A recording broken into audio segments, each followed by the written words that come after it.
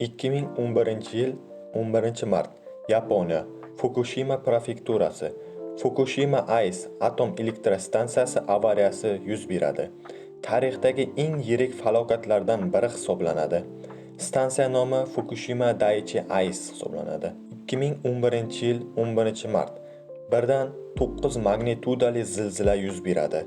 Yaponiya tarixidagi eng kuchli zilzila boshlanadi.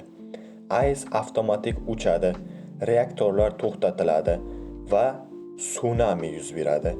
10-15 metr balandlikdagi tsunami AESga kelib uriladi. Tsunami AES himoya devorlaridan oshib ketadi. Zaxira generatorlari suv ostida qolib, ishlamay qoladi. Sovutish tizimi ishdan chiqdi. Reaktorlar o'chirilgan bo'lsa ham, ular issiq bo'lib turadi.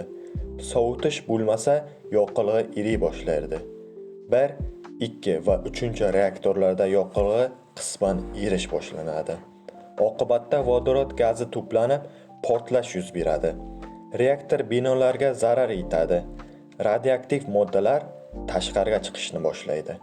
Butun Fukushima prefekturasi halokat ichida qoladi va darhol evakuatsiya boshlanadi. 150 mingdan ortiq odam evakuatsiya qilinadi. Tsunami, zilzila va portlash bu haqiqiy dahshatga aylanadi. To'g'ridan to'g'ri o'limlar soni 20 mingdan oshgan va evakuatsiya qilingan odamlar orasida stress va zaharlanish tufayli keyinchalik o'limlar ko'plab kuzatilgan. Tuproq, suv va dengiz ifloslanadi. Ba'zi hududlar uzoq vaqt yashash uchun yopiladi. Avariya paytida odamlar tez evakuatsiya qilingan sabab minglab it va mushuklar tashlab ketilgan va eng qiziq joyi mana endi boshlanadi. Radiatsiya yuqori bo'lgan hududlarda zaharlanish va immunitet yetishmasligi sababli it va mushuk uy hayvonlari darhol halok bo'ladi.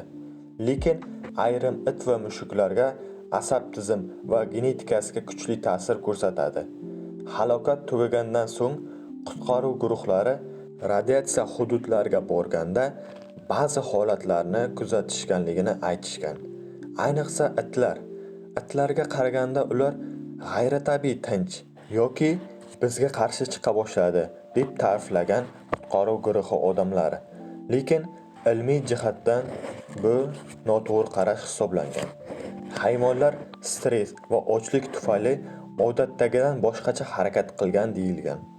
Ko'pincha olimlar radiatsiya bo'lgan hududlarda mutatsiyaga uchragan hayvonlar quturish emas, balki ular tanasida o'zgarishlar bo'lishini aytishadi. Ya'ni mutatsiyaga uchragan hayvon zaiflashadi. Gigant, mutant hayvonlar maxluqlarga aylanish haqidagi xabarlar asosan media va internet afsonalari hisoblangan. Tozalash ishlari hozir ham davom etmoqda.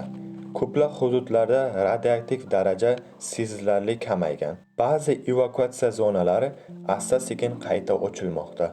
Biroq radiatsiyaga yaqin joylar hali ham yashash uchun xavfli hisoblanadi. Reaktor ichidagi erilgan yoqilg'i chiqarish ishlari davom etmoqda va 2040-2050-yillargacha davom etishi mumkin. Sizlar bilan Alogos tabiat kanali bo'ldi. Bilimingizni oshiring va yangi videolarni o'tkazib yubormaslik uchun obuna bo'lib, qo'ng'iroqchani bosib qo'ying. Rahmat.